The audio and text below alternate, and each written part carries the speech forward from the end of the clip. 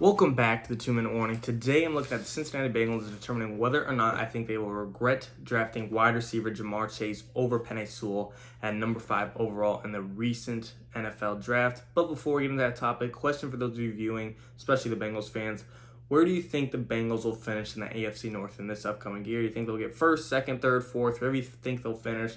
Comment down below and I'll give my answer at the end.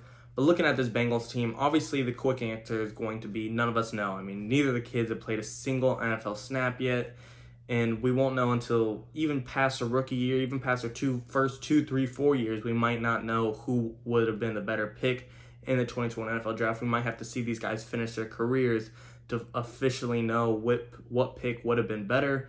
And honestly, if both of them go out and have Hall of Fame careers over the next 10, 15 years and retire a Hall of Famer, then the Bengals know that either way they couldn't have gone wrong and they made a good choice. Or if they both turn out to be busts, you couldn't have avoided the bad news, and either way you're going to have a guy that just wasn't NFL ready. So obviously right now we're just speculating and I'm just predicting, but history and statistics do show that offensive linemen turn out to be more successful in the NFL than wide receivers. It's just an easier transition for offensive linemen than it is for receivers. The cornerbacks are much faster. The offensive linemen, it's just an easier transition.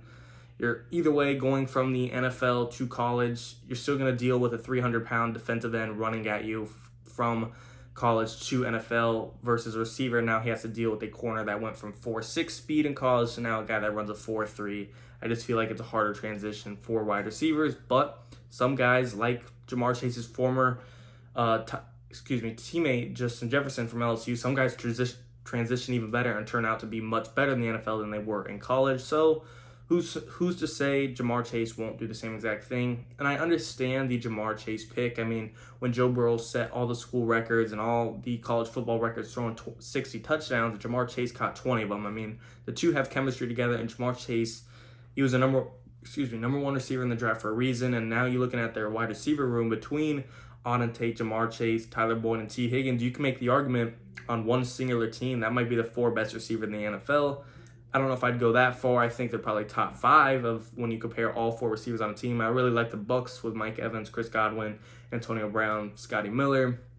Rams got a good one, Cooper Kupp, Robert Woods, Van Jefferson, Tyler Higbee. There's some good wide receiver rooms out there, but the Bengals, they're on par with any room up to now, and you can really make the argument now that they possibly have the number 1 wide receiver in the NFL wide receiver room in the NFL, it was 100% worth it. They're on par with any wide receiver core, but offensive line, Bengals claim they have it fixed up, having Riley Reiff to come over to right tackle, have Jonah Williams at left tackle, but still, Riley Reiff is on a 1-year deal. Penei Sewell, he's a guy that you could have had on a 5, 10, 15-year contract. Riley Reiff, he's not the youngest by any means anymore, and Penei Sewell, he's still going to be 20 when he starts in the NFL. To me, just having an easier transition to the NFL. Penei Sewell, I've heard him could be compared to the guaranteed Hall of Famer in this NFL draft. I've heard a lot of people have mixed opinions on Jamar Chase. Some think he will be a guaranteed Hall of Famer, but some think he will be a bust. Penei Sewell, 99% of analysts, 99% of scouts think Penei Sewell will be a generational Hall of Fame of talent. And to me, just given Joe Burrow's history, you cannot protect your quarterback enough. The worst comes to worst, Penei Sewell transitions to a guard, or forces Riley Reiff to transition to a guard, and now you have an offensive line between Jonah Williams and Penei Sewell on the outside tackles. You got Riley Reiff in the middle, and now you have one of the more stacked offensive line in the NFL, and you don't have to even have a Joe Burrow injury cross your mind. And it's not like if you didn't have Jamar Chase, there would be no wide receiver core that you can rely on. I mean, between T. Higgins, he's a top 5 rookie out of his NFL draft class amongst receivers, maybe top 3. I mean, to me, it's probably Justin Jefferson, CeeDee Lamb, and then the third best might be T. Higgins, and even then you can argue him, to me, number 2, right with CeeDee Lamb. I'm not sure I'd go that far, but the argument could be made. So it's not like this wide receiver room would just lack talent if Jamar Chase wouldn't be there. Like I said, between Auden Tate, Tyler Boyd, and T. Higgins, they could carry their own, especially when you have a Joe Burrow that has an extra half a second in the pocket from protecting Penei Sewell to let a play develop for these guys to execute. Again, I'm not saying they will regret it, but if it was me, I would have taken Penei Sewell.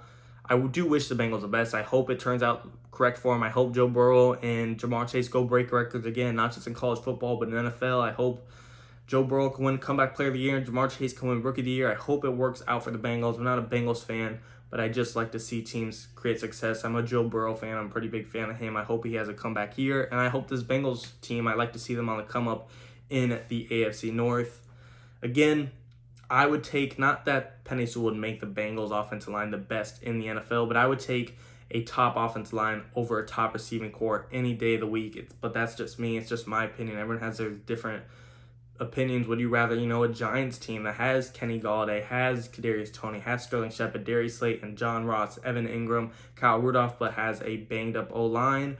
Or would you rather like a Packers offensive line? It's a top 3 offensive line in the NFL, but after Devontae Adams, that receiving core is just very quiet. I mean, yeah, we know guys like Marquez Valdez-Scantling and Allen Lazard, but those guys aren't actually that great. We only know their names because Aaron Rodgers make them look good, and Aaron Rodgers makes them, popular and makes them apparent, make them have a presence on that team. If it weren't for Rodgers, we would never hear those guys. So it's really just an opinion thing. Would you rather a top O-line or top receiving core? Personally, I'd go O-line, but if the Bengals are truly invested in Jonah Williams, truly invested in Riley Reiff, truly invested in their center, Trey Hopkins, I can't argue against them. I'm not in that front office. I'm not the GM of that team. I don't see these guys in practice, on field, in OTAs, and know what they really have. I don't see the tape of Penei Sewell, so maybe they believe Jamar Chase is more valuable than Penei Sewell, and he might be the thing that could get them closer to the playoffs this year, and I can't argue against that.